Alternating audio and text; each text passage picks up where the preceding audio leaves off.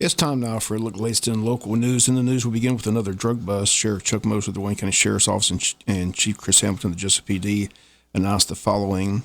On September 19th, members of the Jesup Wayne Tactical Narcotics Team, assisted by the Wayne County Sheriff's Office patrol deputies, executed a search warrant at 749 Osceola Trail North in Jesup. Search warrant stemmed from a month-long investigation in the state in the sales of illegal narcotics from that address.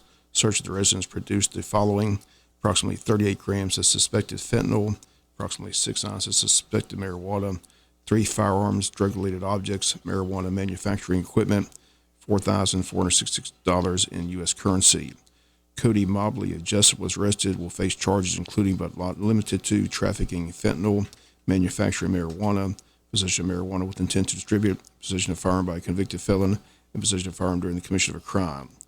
The Sheriff's Department states, according to the DEA, 2 milligrams of fentanyl can be lethal depending on a person's body size, tolerance, and past usage. Now there are 1,000 milligrams in 1 gram, meaning there are potentially 500 lethal doses of fentanyl in each gram. Therefore, there are 19,000 lethal doses in the 38 grams of fentanyl that was seized in the arrest. They state this is an active ongoing investigation with more arrests likely.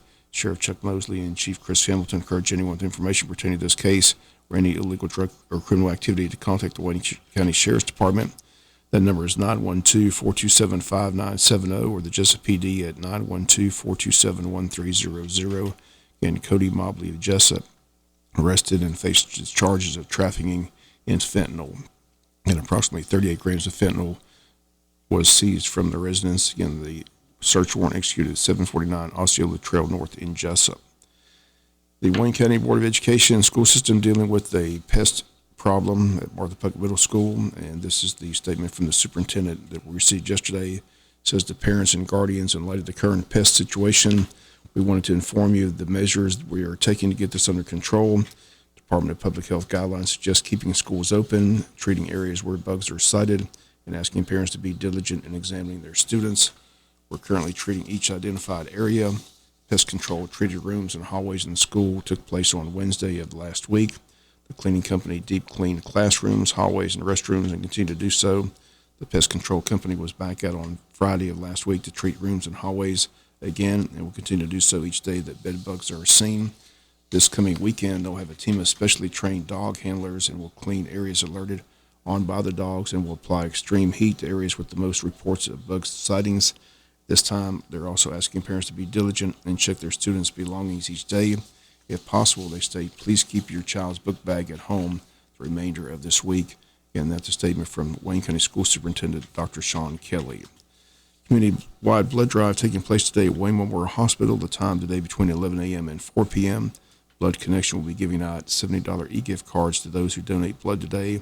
Walk-ins are welcome. Once again, that community blood drive taking place today at Wayne Memorial Hospital between 11 a.m. and 4 p.m. We'll be back with more news after this word from our sponsor, other commercial messages, so please stay tuned. In other news, the Wayne County Commissioners have a call meeting set for this afternoon at 1 p.m. at the County Commissioners Meeting Room. Sole purpose of today's meeting is to approve the countywide millage rate. Vote will then allow Wayne County Tax Commissioner Denise Griffiths to submit the county tax digest to the state for approval. Then she can begin mailing out tax bills. Counties voted 4-1 to approve the millage rate, and they rolled the county millage back 1.5 mills. County Commissioner Jamie Hickox voted no, stating she felt the county could have rolled it back 2 mills. Once again, the meeting today at 1 p.m. for the official approval of the overall countywide millage. School system millage also will be approved. Again, they voted to raise taxes this year. The vote today at 1 p.m. at the County Commissioners Meeting Room. County Commissioners also set to meet tomorrow morning at 8 a.m. for a call meeting for a work session. Several topics on the agenda. One is an update on the SPLOST committee meetings. They also will be discussing a new election building being proposed by the county. Paper ballots once again on the agenda, and a discussion on land, the old Holiday Inn. All that taking place tomorrow at 8 a.m. at the County Commissioners Meeting Room. Reminder that Jesup City having their election on Tuesday, November 7th from 7 to 7 p.m. at your polling place. The deadline to register to vote for the elections is 5 p.m. on Tuesday, October 10th. Advanced in-person voting will be held at the Hall Richardson Recreation Center located at 644 North 4th Street beginning Monday, October 16th, running through Friday, November 3rd from 8 a.m. to 5 p.m. Mandatory Saturday voting will also be taking place during the elections Saturday, October 21st and Saturday, October 28th, also at Hall Richardson Rec Center from 9 a.m. to 5 p.m. If you've changed your name or your address since you last voted, they ask you to please update your file by coming into the registrar's office and filling out a change of address form. You can also go online with your Georgia driver's license at www.mvp.sos.ga.gov to register to vote, update your name or address, view your precinct, your polling place, and view a sample ballot of the candidates that are running for office in your voting district.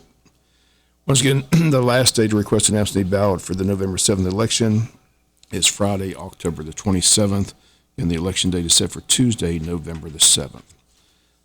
We'll be back with some final news notes after this word from our sponsor, their commercial messages, so please stay tuned. Final notes and news. This is homecoming week at Wayne County High School, and today the homecoming parade takes place in downtown Jesup, set to get underway at 5 p.m.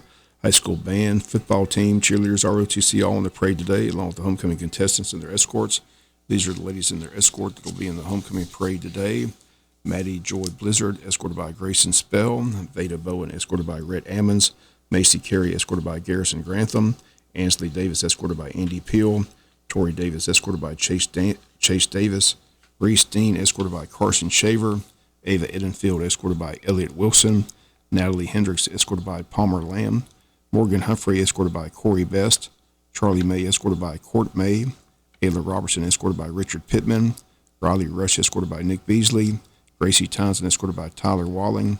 Petey Tyre, escorted by Josh Campbell.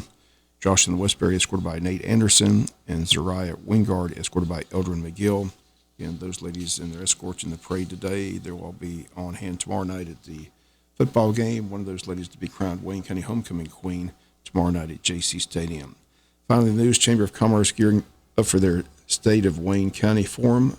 It's going to take place on the morning of September 27th at Coastal Pines Technical College. Wednesday morning breakfast will be served. Speakers include County Administrator Paul Drawdy, along with the mayors of the county, Mayor of Jesup, Ralph Hickox, Mayor of Odom, Greg Grozier, Mayor of Scriven, Jason Weaver. Tickets on sale at the Chamber office, $30 for Chamber members, $40 for non-members. You need a ticket or to register, contact the Chamber this week at 912-427-2028. And that's going to do it for latest in local news. Sports comes your way in a few minutes. Bob Morgan, have a great day.